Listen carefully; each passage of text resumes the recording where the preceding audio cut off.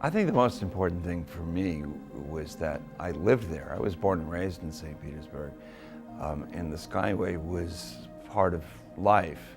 Went over it all the time, you know, from the first time I could drive, and I guess before in the backseat of my parents' car. So it was almost personal, I guess. I remember the day very, very well when it happened, and right after that, right after all this happened, I went off to college and further adventures. And I don't really remember reading about how it was all resolved, because as you see in the book, a lot of other things kind of came up to take over the headlines over time, and this got sort of relegated to the back pages, and then media stopped covering it altogether. But I was just very interested in what happened to these people. I started thinking about not only what did it feel like to go through this, the people who lived, but how do you get over it? And can you get over it? The research was difficult because, as I say, a lot of the stuff that was out there, available, if you will, either was written during the day, was written in the 80s, and it was that sort of 80s journalism where you have a lot of questions that aren't answered, or it was contradictory. I read so many things about this incident and its aftermath that did not agree with the thing I had just read. And so my mission, if you will, kind of became, what's true? What really happened? And again, what did these people have to say about it? By starting with the incident, you engage your audience, then the book goes back in time.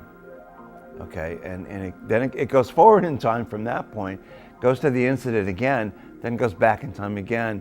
It was kind of a gamble to do it that way.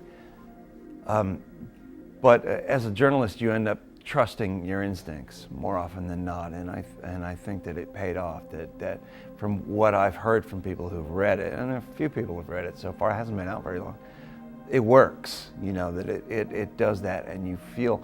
It was really important for me that the people who read this felt for Captain Lero and understood what he was up against, because I discovered it myself during the course of researching it. Had what I researched and had people told me taken me to a place that said, yeah, John Lero was incompetent, this never should have happened, I would have written that.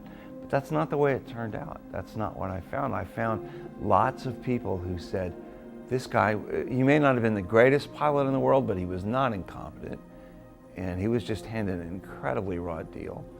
And you know, his friends turned on him, his wife left him, he got MS, you know, bad news all the way. He was exonerated, but a lot of people didn't remember that.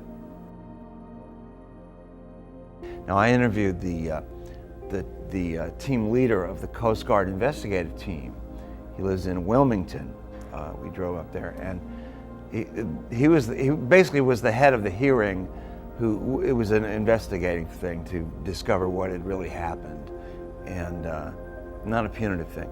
But he said that from the moment Lero was on the stand, he says this in the book, he said, I believed it. He said, I came up there with a preconceived idea. How do you hit a stationary thing in the middle of a 50-mile bay? You've got to be a total idiot. You've got to be incompetent.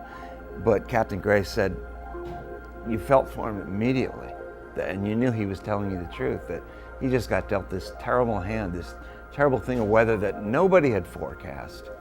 And it came at exactly the wrong moment where he couldn't see. And you can't stop one of those ships. It's not like putting brakes on. Boom, we can stop. We don't have to hit this thing. We can just stop. It takes a mile to stop this ship, and he didn't even have a mile when this weather hit him.